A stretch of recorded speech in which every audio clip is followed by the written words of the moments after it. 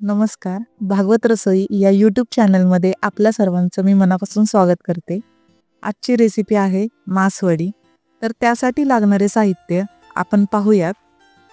प्रथम जे साहित्य मी दाखवणार आहे ते आहे सारणाचे. कांदा, खोबरं, पांढरे तीळ, लसूण. गरम मसाल्यामध्ये लवंग, काळी मिरी आणि दालचिनी घेतलेले आहे.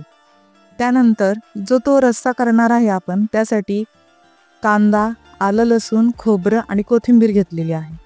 जे वरचं आवरण आहे मासवडीचं त्यासाठी आपण लसूण, मिरची, हळद, हिंग, जिरे आणि बेसन पीठ घेतलेलं आहे. वळूया रेसिपीकडे. पहिल्यांदा आपण तीळ भाजून घेतलेलं आहे. तीळ खमंग भाजून घ्यायचे आणि त्याला लालसर रंग येऊन द्यायचा. त्यानंतर खोबरं भाजून घ्यायचे आणि ते एका प्लेटमध्ये काढून घ्यायचे. त्यानंतर कांदा परतायला घ्यायचा आहे. कांदा परतत असताना थोडासा परतत आला की त्यामध्ये आपण लसूणही टाकून घ्यायचा आहे, जेणेकरून तो सोबत परतला जाईल आणि लालसर रंग येईपर्यंत तो परतून घ्यायचा आहे. व नंतर तुम्ही पाहू शकता ह्याला असा रंग आलेला आहे, तांबूस रंग आलेला आहे. आता आपण कांदा ही प्लेटमध्ये काढून घेऊयात.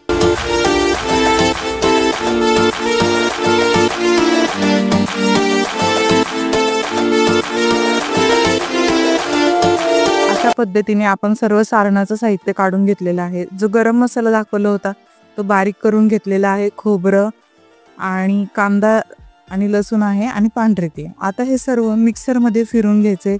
जरा ओबडधोबडच सगळं काढून घ्यायचे, जास्त बारीक करायचे नाही.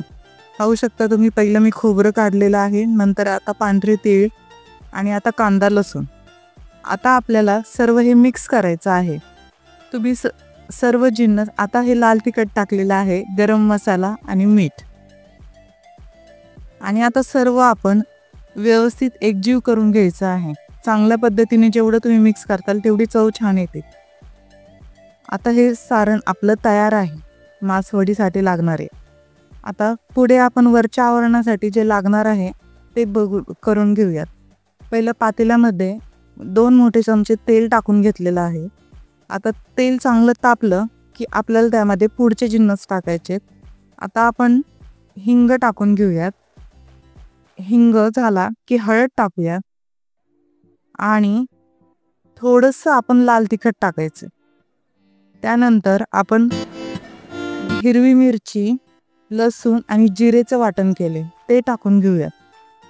ते छान परतलं गेलं की आपण त्यात साधारणतः 1 तांब्या गरम पाणी टाकायचं आहे. तुम्ही पाहू शकता आता मिरची परतली गेलेली आहे. आता आपण त्यात पाणी टाकतो. आता छान पाण्याला उकळी येऊन द्यायची आणि मीठ टाकायचे आपल्या चवीनुसार. आता उकळी आल्यानंतर आपण पुढची रेसिपी बघायची. तुम्ही पाहू शकता उकळी आलेली आहे.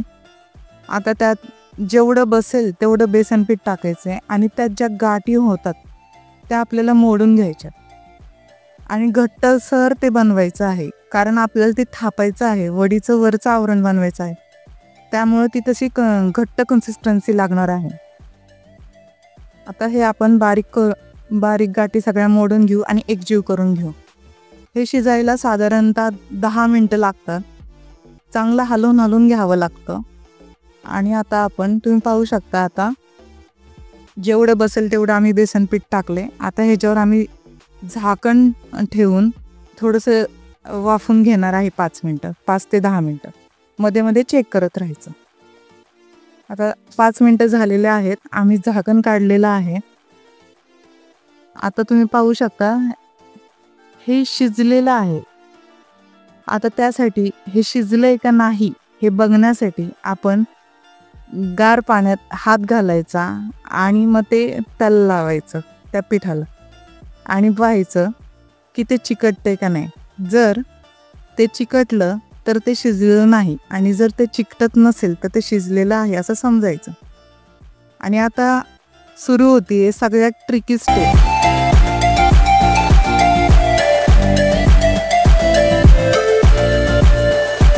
तर आपण ती हळूहळू शांतपणे ती स्टेप पाहूया, जेणेकरून तुम्हाला समजेल कसं करायचंय ते.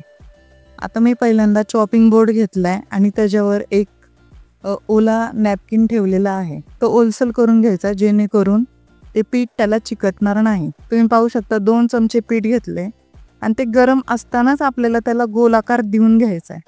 आणि छोटा गोलाकार झाला की त्याच्यावर आपण सारण घ्यायचंय आणि सारण पण पसरवून घ्यायचंय लगेच. तुम्ही पाहू शकता कसं पसरवत आहे. आणि सारण असं पसरवून गोलाकार पसरवून घ्यायचं आणि हळूहळू आपल्याला तो आकार द्यायचा आहे, वडीचा आकार. तो कसा द्यायचा आहे तीच गंमत आहे. ते तुम्ही पुढे पहा मी कसं करतोय ते. आता ह्या स्टेजला थांबायचं जरा आणि रुमालाच्या साह्याने आपल्याला ते पुढची स्टेज करायची आहे. आणि सारण चहू बाजूला पहिल्यांदा तुम्ही पसरून घ्या जेणेकरून वडीची टेस्ट खूप छान येते. आता एक कॉर्नर घ्यायचा रुमालाचा, तो पकडायचा आणि वडी रोल करून घ्यायची पुढे. तुम्ही पाहू शकता आम्ही कोणत्या पद्धतीने करताय. तुम्ही सेम जर स्टेप तुम्ही जर वापरली तर तुमची वडी कधीही फसणार नाही आणि छान आकार येईल.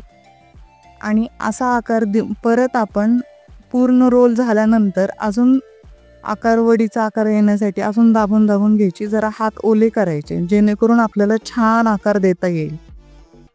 तुम्ही पाहू शकता आम्ही कोणत्या पद्धतीने केलेलं आहे. आणि जेव्हा वरचं कोटिंग पण म्हणजे पातळ होतं, आपण जेव्हा असं दाबून घेतो तेव्हा.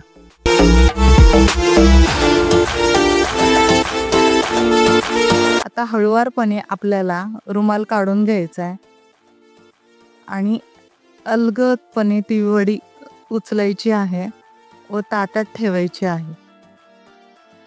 आणि वडीचे काप लगेच पाडायचे नाही कारण ते गरम आहे. जेव्हा आपली वडी थंड होईल तेव्हा आपण काप त्याचे करायचे आहेत. तुम्ही पाहू शकता थंड झाल्यावर आम्ही अशा पद्धतीने काप करून घेतलेले आहेत. आणि सगळीकडे सारण समप्रमाणात लागलेलं आहे. टेस्टलाही छान होते. आता रश्श्याची तयारी. रश्श्यासाठी वाटण आलं, लसूण, खोबरं, कोथिंबीर आणि कांदा परतून घेतलेला आहे. पहिलं मी तुम्हाला दाखवलेलं होतं. आता ते मिक्सरमधून मी काढून घेतलेलं आहे. आता कढईत मी 4 चमचे तेल टाकून घेतलेलं आहे. आता आपण तेल तापून देऊयात. तेल छान तापलं की पुढचे जिन्नस टाकून घेऊयात. आता हिंग टाकलेला आहे, कढीपत्ता टाकलेला आहे व आपण वाटण टाकत आहोत. वाटण छान परतवून घ्यायचं आणि त्यात आपल्याला नेहमीप्रमाणे मसाले टाकायचे आहेत. आधी छान परतून घ्यायचंय वाटण, म्हणजे आमटीला चव छान येईल.